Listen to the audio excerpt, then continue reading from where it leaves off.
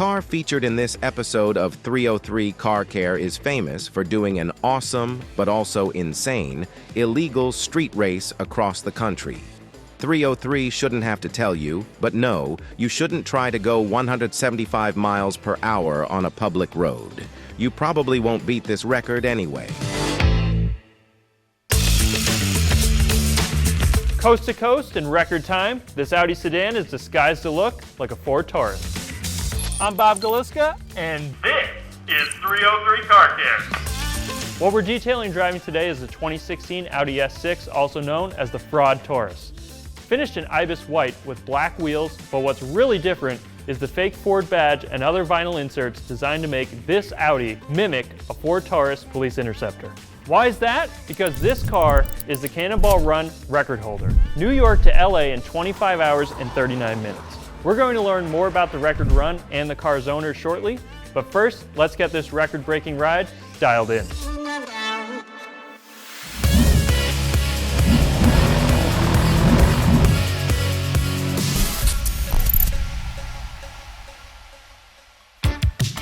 I'm joined by 303 brand manager DJ, who's going to be detailing the Ford Taurus. This car gets put on display at car shows all the time now, so it's nice to keep it in good shape.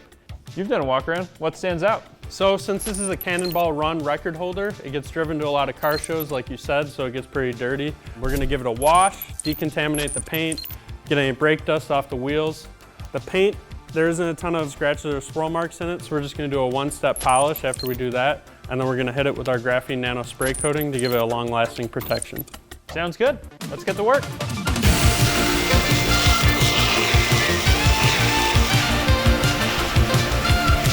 After we get done rinsing, we're going to be using our wheel cleaner to decontaminate the surface. Since it's an iron removing product, it will remove any contaminants, help us loosen up any bug guts on the front, and then we'll hit it with the foam cannon, do a hand wash, and then we'll polish the paint and get it ready for protection.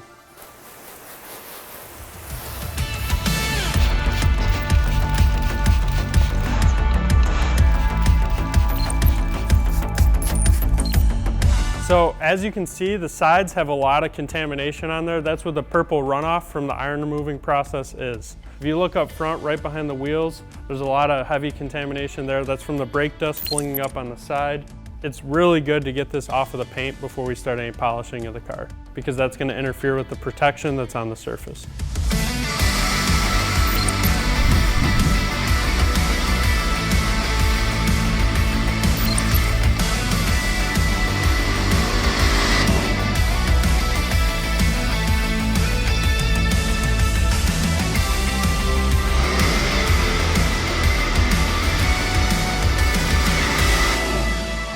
Next up, we're going to foam the car again to use the soap as a clay lubricant. You always want to use a lubricant when you're claying the paint, just to prevent any marring and scratching of the paint before you polish it.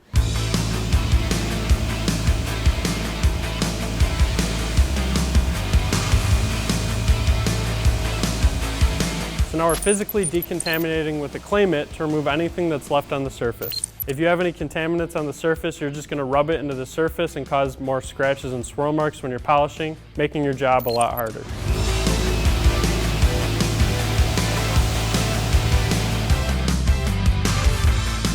While the car's still wet, we're just going to be using spray and rinse on the wheels. This will give it some protection, help keep brake dust off it, and make it easier to clean. A product like this is a lot easier to use than a hand-applied product, because you just have to wash the surface, rinse, spray it on, and you have protection.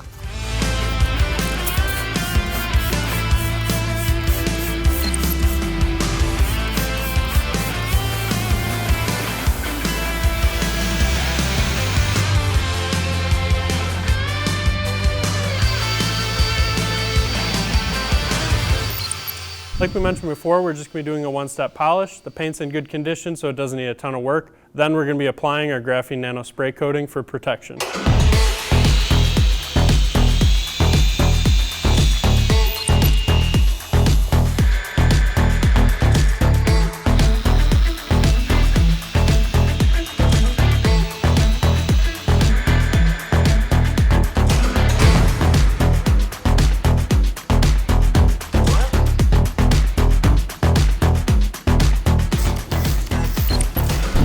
So now that we polished the car, we're going to be using our Graphene Nano spray coating for protection.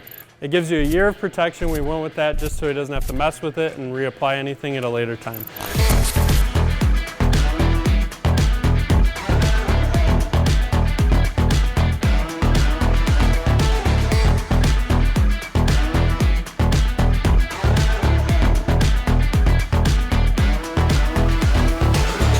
We have a few options when it comes to protecting your tires. For this detail, we chose Protectant just because it's a natural finish and that's what the owner was looking for.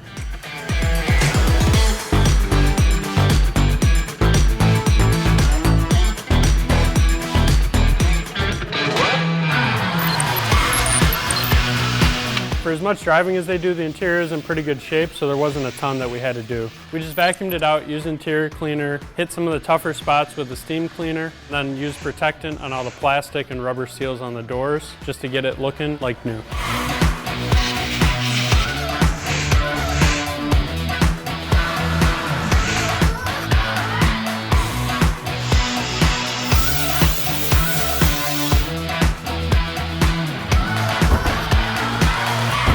That wraps up the work here in the garage. About 4 hours to get the S6 looking like new.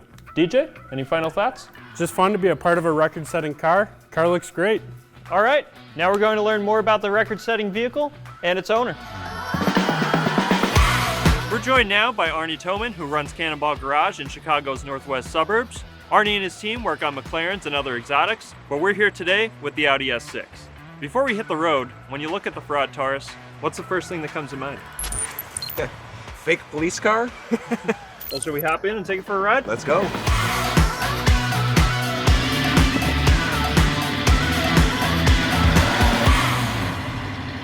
For somebody who doesn't know what the Cannonball Run is, what is it? It is an illegal underground road race from New York to California. It started in 1971 when Brock Yates, he was the editor of Car and Driver magazine, he was kind of sick of government overreach, and this was actually before the 55-mile-an-hour speed limit, believe it or not. He just really wanted to stick it to the man and prove that qualified drivers in good cars could, drive fast across the country and, most importantly, safely.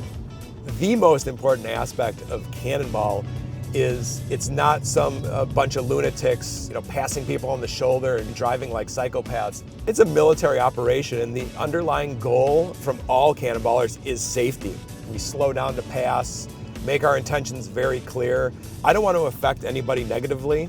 I don't want to scare them. I don't want to make them change course. I don't want to make them touch the brakes or have to touch the steering wheel. I don't want to affect their day at all. Right. You'd hate to be the guy who messes up a 50-year track record of safety, because that puts a black eye on the community in general from anyone who's ever done it in the last 50 years. When we made the run, it's a single car run. In the 70s, they had, 10 to 40 cars all making the run at the same time. These days, it's just one car out there. It's not 20 people racing across the country Right, weaving in and out of traffic. Weaving in and out of traffic. Yeah, that would not work. As far as the police go, I've yet to get a verbal beating for what we do. What they realize is we're not the ones that are causing unsafe conditions. Let's put it this way. Would you rather have me driving down the highway at 120 miles an hour with the radio off, someone on binoculars feeding me information about what's happening ahead, other people feeding me information about the road, or somebody looking at Facebook, as they drive down the road, So the police all understand it's the distracted driving that is the problem. That's just seemingly getting worse and worse. Yeah, when I'm driving, I'm driving. That's what I'm doing. What all planning has to go in? What do you have to think about? It really becomes like a math problem more than anything, because you have to pick a time to leave New York that you're not going to run into a bunch of traffic. And then on the opposite end, you don't want to get into LA during rush hour. But then you've also got all the cities across the country that you got to figure out. So we've got advanced spreadsheets. We know when we're going to be in each city. We know when we're going to be at each state line. So it really is a kind of a mathematical equation. Is there ever a time in New York or LA when there's not traffic? Yeah, well, that's the thing, right? So you can never plan it absolutely perfectly, but we do the best we can. You've ran the Cannonball Run before with a couple other cars. How did the S6 come about, and why did you choose this? Well, I started with these cheap car cannonballs and old car cannonballs. I started in 2015, and after doing it a few times, I said, man, you know, I think I've got enough experience and I've learned enough to like try for the overall record. So we actually built a 2015 Mercedes E63 AMG, outfitted it with the AMS Alpha 9 package, detuned it actually to only 700 wheel horsepower, and we were able to break the record in November of 2019 with that car. But you know, we only had the car or had the record for like 4 months before COVID hit. Within 12 hours, I was actually scouting in that car for a team that wanted to break the diesel record. I had pulled over on the side of the road in the middle of the night on April 4th, 2020. I was going to get a video of them passing by, pulled over on a nice well-lit shoulder, got out of the car, and a truck driver had fallen asleep and ended up hitting the back of the car. Thankfully, I dove out of the way.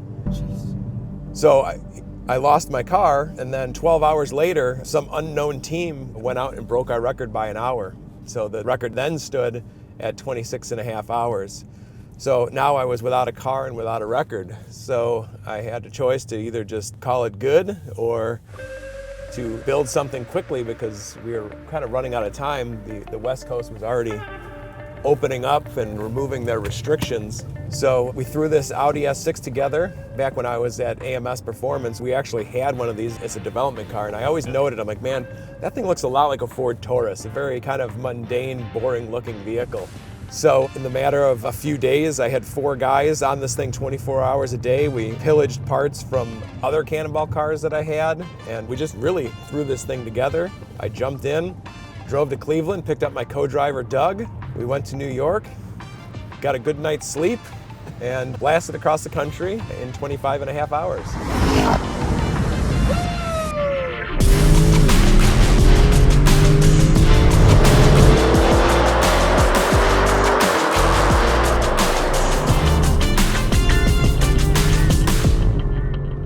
Switching gears a little bit, sticking on the Cannonball theme, you also own Cannonball Garage. Tell us a little bit about that. So Cannonball Garage is really, we specialize in McLarens. The reason I chose McLaren is I do a lot of these rallies like Gold Rush Rally, Ultimate Road Rally, and from talking to all these guys that own McLarens, like really, they all love the car when they're working properly. And when they're not, you're kind of stuck with just going to the dealers, and there's not that many dealers in this country. So really nobody specialized in them. And when I started looking into it, what I realized is these cars are like the most proprietary vehicles there are out there. So nobody really wants to specialize in these cars, because if you had a shop and you had like 1 or 2 customers with a McLaren, you're not going to spend $100 grand, you know, just to work on their car. We had worked on a couple of them at AMS when I was there, and at the end of the day, most cars are just nuts and bolts, you know? I just bought all the equipment and had some friends with McLarens, and we just kind of went to town, and within 3 years now we've got an engine program for these cars. We just recently rebuilt Tavares's 675 engine in a week. I called Arne, the shop's owner, and I asked him if we can get this engine build done in a small amount of time, and he just said, I'm on my way, and hung up the phone. Who does that? Just yesterday, we finished up his P1 engine. Oh, nice. If you've seen the infamous yellow P1 floating in the ocean from that last hurricane in Florida, he bought that car, so we just actually built the engine for that, and that car is going to be featured at SEMA.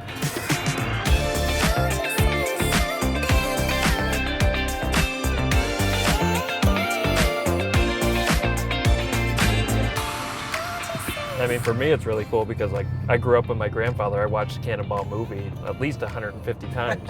We Yes. watched it all the time. When I was younger, I didn't realize this was a real thing. And then I actually saw your VinWiki episode online, and I was like, wow, it's a legit thing. Cannonball's a real thing. That's a bit like my story. Is as a kid, that movie came out, and I just, I thought it was like the coolest thing ever.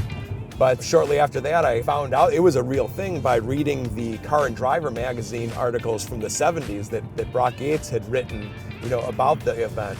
From there, I think my favorite part of Cannonball is actually like building the car and all the police countermeasures. I really enjoy that probably more than anything.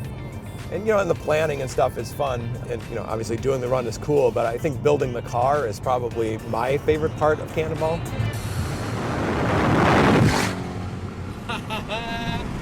There they go! What's the community like between Cannonballers? Are you guys at each other's throat? Are you guys giving each other's pointers? We help each other out a lot. There was just a team over here from England who made wanted to make the run, and I went out and scouted the route for them. A lot of mutual respect, very honorable people. As time's gone on, the amount of evidence and proof that people understand is required to, kind of claim a record has increased. It's very easy to prove a run without publicly proving the run. Obviously it would be pretty foolish to just put your GPS data out there for the police to see.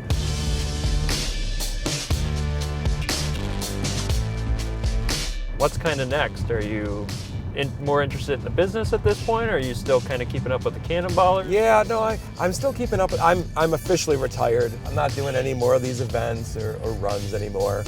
But I really enjoy the Cannonball community and all the people I've met. So I still, make appearances and show the cars. And I just got back from Connecticut where they were doing a plaque dedication from the start point of the '79 Cannonball. So I still keep in touch with all these guys. I'm still very active even now that I'm retired.